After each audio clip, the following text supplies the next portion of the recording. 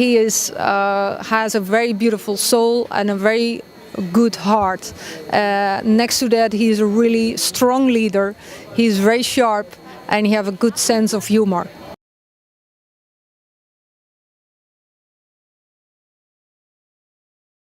So Western Europe is one of the most advanced places on the planet in terms of healthcare, entertainment, social welfare, and the economy. It has some of the best facilities.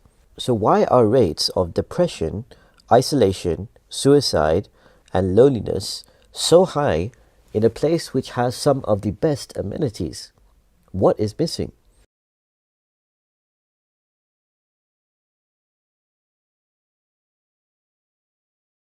So this place you see here is called the Jalsa Salana, or the annual convention in Holland, and it's run by the Ahmadiyya Muslim community. So for those of you who don't know, here's some really quick facts. The community was set up in 1889. It's now established in over 200 countries, and they have tens of millions of members. And it was started by someone called Hazrat Mirza Ghulam Ahmad, who said he was the promised Messiah and Imam Mahdi, who was destined to combat all religions to unite the world. So what was the message of the Caliph and the answer to this question that he gave? We wanted to take a closer look. At a personal level, peace is something we all desire. In my view, there are two types of peace. There is outward peace and inner peace. Often, at a superficial level, people can appear to be happy and content. Yet, though they have outward peace, they remain bereft of inner peace. In both the developed and developing world, mental health issues are on the rise. In rich countries, increasing number of people are committing suicide, suffering from breakdowns or depression, even though they are relatively strong in financial status. As a religious leader, I firmly believe that instead of being the cause of today's problem, religion is the answer, and from an Islamic perspective, the solution is quite simple. The Prophet of Islam, peace and blessing of Allah be upon him, taught that a true peace of mind requires for a person to recognize God Almighty and to develop a connection with Him, because according to Islam, one of the attributes of God Almighty is that He is the source of peace. He desires for His creation to live peacefully, irrespective of any differences of religion or belief. We've only showed you a very small part of the speech. We really urge everyone to fully benefit from the entire speech of the Caliph. You can watch it on the community's official TV station MTA, or you can read the full speech in text format on the Review of Religion's website, and we've added some links in the description for you to avail of.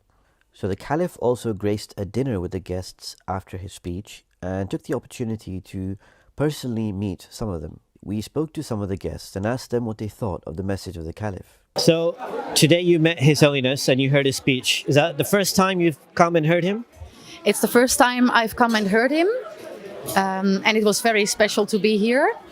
I enjoyed the speech very much. I think the most important thing is that he spoke about peace in our hearts, and if there's peace in our hearts, there will be peace in the world. And I feel great peace in my heart now. How would you describe him as a person? I would describe him as a very modest, very wise man.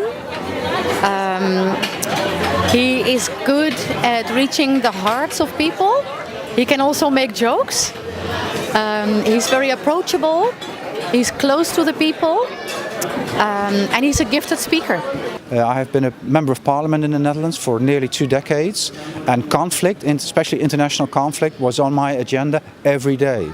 And to see that there is a relation, or to understand that there is a relation between the inner peace of people and the outer peace is very, very important. Could you tell me a little bit about when you heard his speech, What was your feedback?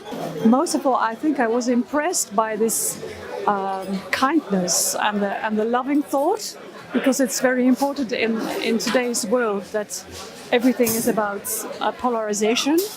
And he was just like, putting the arms around everybody, like, let's be a good person and let's live by the law of God. There was a guest called Patricia who I sat down with after the speech for quite a long time, and we spoke a lot about the address of the Caliph. Patricia is the founder of an NGO which is established in over 60 countries in the world, and it was intriguing to hear her feedback on the speech. Here's what Patricia told me.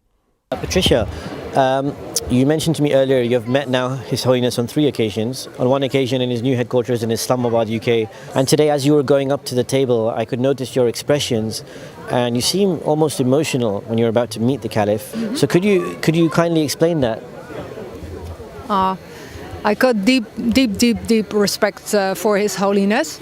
I really feel his energy, and I got a lot of respect for his power, his dedication, his hard work for this beautiful mission of peace and love for all and hatred for none.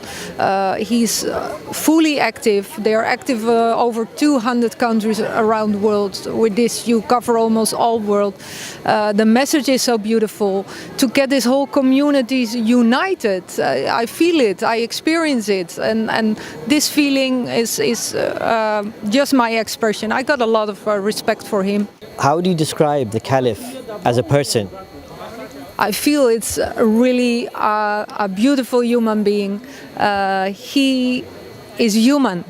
He has a very beautiful soul and a very good heart. Next to that, he is a really strong leader. He's very sharp and he has a good sense of humor.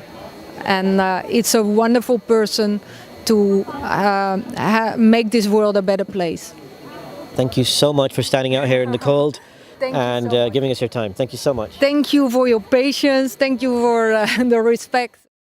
The Caliph ended the day leading the prayer as he always does, to try and create that spiritual connection with God and develop inner peace.